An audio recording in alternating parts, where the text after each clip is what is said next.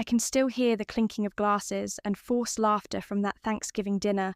The crystal chandelier in my parents' dining room cast shadows across faces that hadn't bothered to visit my cafe in over 3 years, despite it being just 4 blocks away from the family's law firm. Emma, my sister Sophia's voice cut through the polite dinner conversation. Tell everyone your big news. I looked up from my plate, already knowing what was coming. Saki sat there in her designer suit, diamond engagement ring, catching the light as she reached for her wine glass. She had that look, the one that said she was about to remind everyone why she was the family's crown jewel. I made senior partner, she announced, her smile dazzling youngest in the firm's history. The table erupted in excitement. Mom practically glowed with pride. Dad raised his glass in a toast to Sophia Harrison, carrying on the Harrison and Associates legacy. I took a small sip of my wine, thinking about the stack of contracts waiting on my desk at home. But of course, nobody here knew about those to them. I was just the family disappointment who played cafe owner instead of joining the prestigious family law firm. And what about you? Emma, Aunt Patricia, turned to me with that familiar mix of pity and condescension, still running that little coffee shop, the Wild Vine Cafe. I corrected her quietly.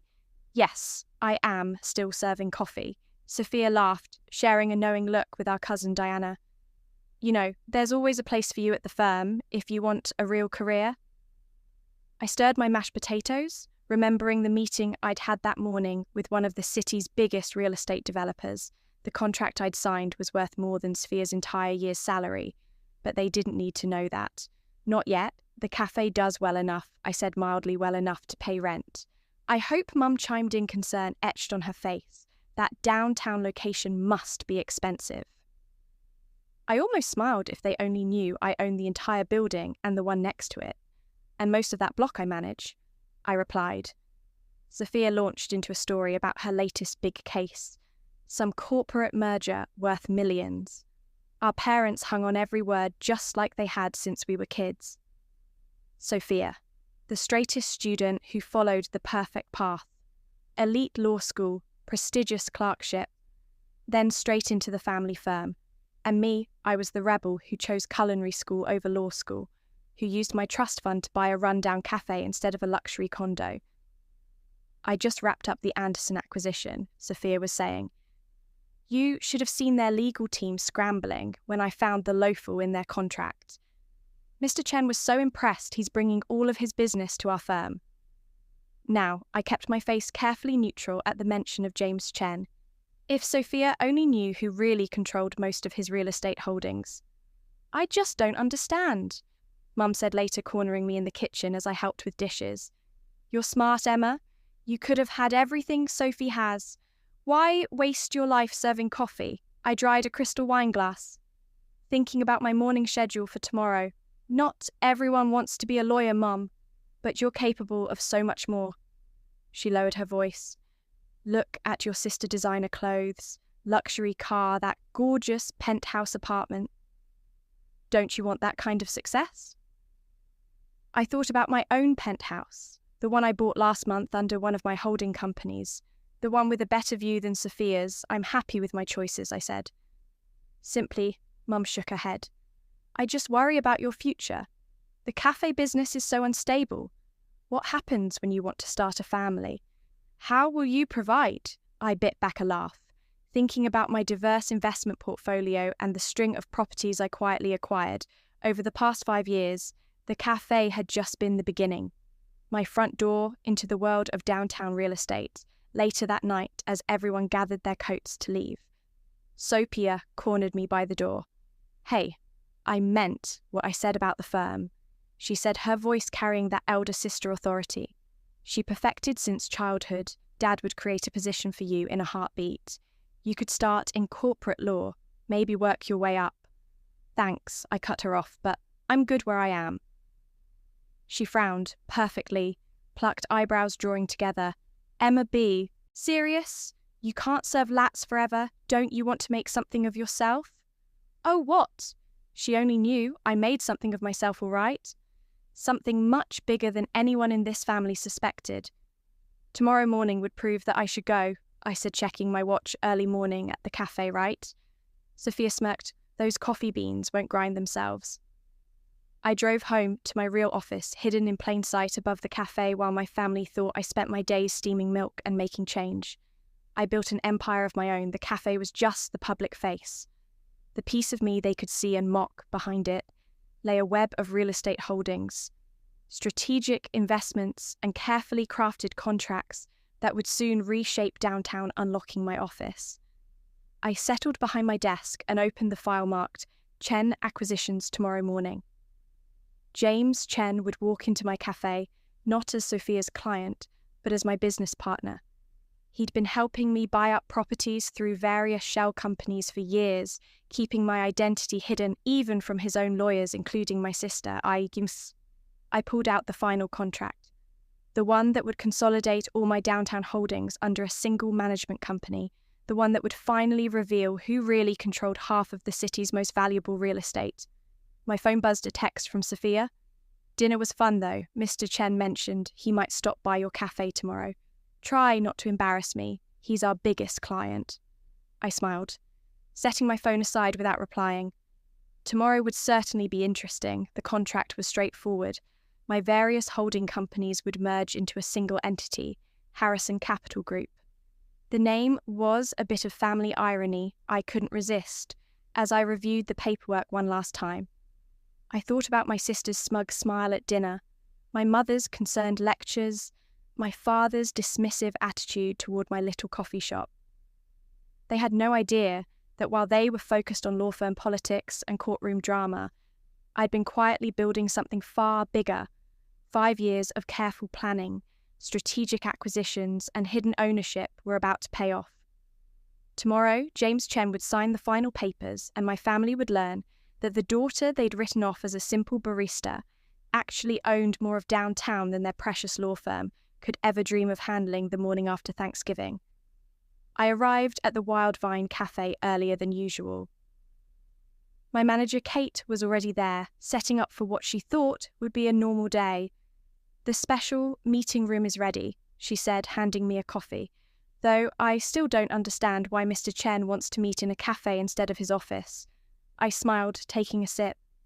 Sometimes the best deals happen in unexpected places at precisely 9 a.m. James Chen walked through the door, despite being one of the city's most powerful real estate developers.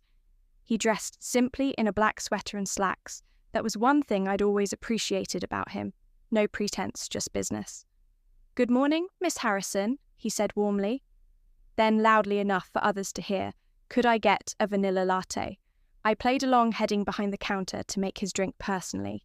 We perfected this routine over the years. Me, the humble cafe owner, him the casual customer.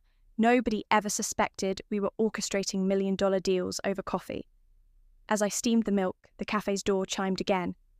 I looked up to see Sophia striding in legal briefcase in hand. "Mr. Chin?" she called out clearly, surprised to actually find him here. "I didn't expect to see you so early." James accepted his latte from me with a nod.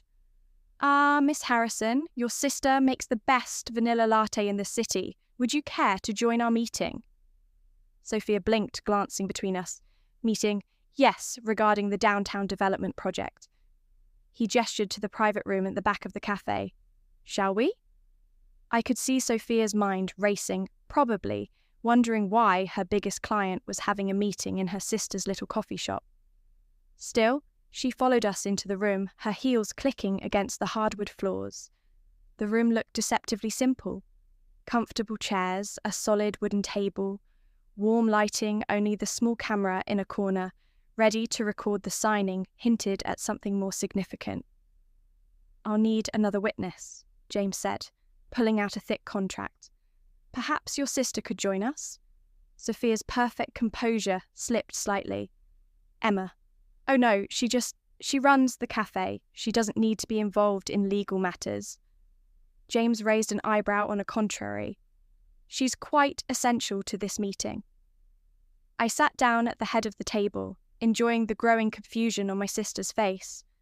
"Actually, Sophia, you're the one who doesn't need to be here. But since you are, you might as well witness something interesting." The door opened again, and my father walked in, followed by 2 other partners from Harrison and Associates. They must have been meeting nearby and seen Sophia enter. "What's going on here?"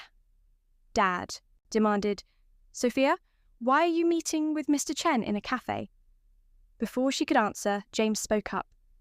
"Actually, I invited everyone here. It seemed fitting to sign these papers where it all began."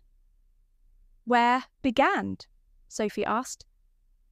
I opened my laptop, pulling up the presentation.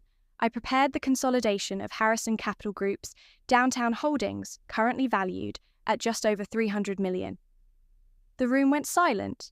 Dad's face polled as he looked at the screen, which showed a map of downtown with highlighted properties, blocks and blocks of prime real estate. Harrison Capital Group, he whispered. "My company," I said calmly. "Though you might know some of its subsidiaries. Wild Vine Properties, Azure Development, Crown Point Investments." Sophia practically fell into her chair. Those are all the properties we've been handling. Contracts for the ones owned by Mr. Chen's investment groups." "Not exactly," James corrected her. "Those properties belong to your sister. I've merely been helping her acquire them quietly over the years." "That's impossible," Dad sputtered. "Emma runs a cafe, she couldn't possibly." I pulled out my own copy of the contract. The cafe was just the beginning when I bought this building. 6 years ago, I saw an opportunity downtown was undervalued, fragmented. Nobody realised how much potential was being wasted, while you were all busy mocking my little coffee shop. I continued.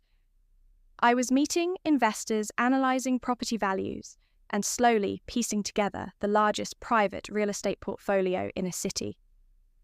Sophie grabbed the contract, her legal training kicking in. As she scanned the documents, her face went from sceptical to shock to something close to awe. This is worth hundreds of millions," she whispered. "You own half of downtown, more than half. Actually," James added, "your sister has quite a talent for seeing value where others don't, rather like buying a rundown cafe and turning it into the cornerstone of an empire." Dad sank into a chair, his face ashen. "Why didn't you tell us? Would you have believed me?" I asked quietly. "You were also convinced I was wasting my potential. It was easier to let you think that, while I built something on my own terms. But you serve coffee," Sophie stammered. "You wear an apron. I wear many things." I cut her off. "Sometimes an apron, sometimes a business suit. The difference is, I never needed everyone to see the suit to know my own worth." James pulled out his pen. "Shall we make it official?" I signed first my signature, bold and clear. James followed, then dated his signature with a flourish. Just like that, Harrison Capital Group became the largest consolidated private real estate holder in the city. "Congratulations," James said, shaking my hand. "Though, I must say, I'll miss our early morning investment meetings disguised as coffee runs." "The cafe is still here," I smiled, "though I might need to expand, given how many lawyers might suddenly develop a taste for our lats later that evening after the shock had worn off and the family had retreated to process this new reality." I sat in my office above the cafe. The city lights twinkled beyond my window. My city in many ways. My phone buzzed with a text from Mum. "Can we talk over coffee?" Maybe I looked down at my cafe still bustling with evening customers, the place where everyone thought I was just scraping by, when in reality I was building an empire one cup at a time. Sure, I texted back, "I know a great little place downtown. I hear the owner's doing pretty well for herself." Sometimes success doesn't look like what others expect. Sometimes it wears an apron and serves coffee while quietly buying up the building next door. And sometimes the best revenge isn't proving others wrong, it's proving yourself right. I closed my laptop and headed downstairs tomorrow. The newspapers would announce Harrison Capital Group's consolidation, and everyone would know the truth. But tonight, I had a cafe to run after. That's where the best deals happen.